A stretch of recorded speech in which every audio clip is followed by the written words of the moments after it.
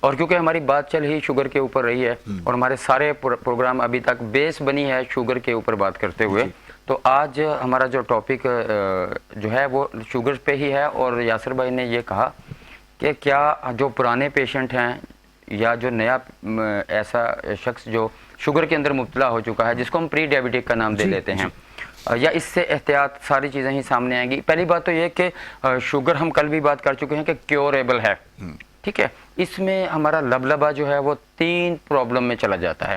ایک انسان جو شوگر کے بیچ میں جاتا ہے اس کے لبلبے میں 3 چیزیں ہو سکتی ہیں. یا تو اس کا لبلبا پھیل چکا ہے، ٹھیک ہے، یا اس کا لبلبا سکڑ چکا ہے، یا اس کا لبلبا جو ہے وہ سخت ہو چکا ہے، یعنی کہ کہہ سکتے ہیں مسلز میں جو ہے وہ سٹیفنس آ گئی ہے، ٹھیک ہے جی.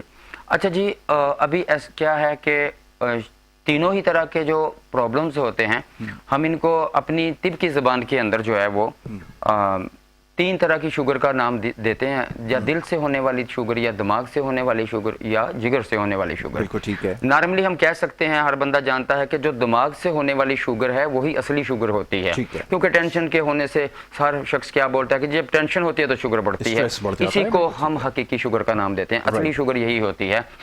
طب یونانی کے حوالے سے میں بات کر رہا ہوں اور طب جدید کو میں دونوں کو مد نظر رکھتے ہوئے بات کر رہا ہوں.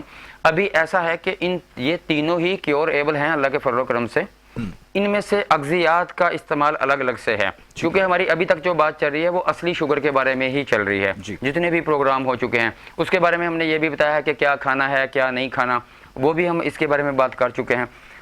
کیونکہ کل جو بات ہوئی تھی وہ اس طرح کی تھی کہ جی سوالات بھی تھے آخر میں ہمارے پاس اس میں، اور یہ تھا کہ شوگر کے اندر ہمیں چہل قدمی ضرور کرنی چاہیے. ہمیں جو میڈیسن ہے اس کو امیجیٹلی اس صورت میں چھوڑنا چاہیے اگر ہم پری ڈائبٹک کے اندر ہیں، اور اگر ہم انسولین کے اوپر ہیں یا بہت زیادہ ہماری کرونک ڈیزیز ہے، پرانی ڈیزیز ہے، اور ہم اس کو امیجیٹلی سے اگر اپنی میڈیسن کو ترک کرتے ہیں اس کا نقصان ہو سکتا ہے.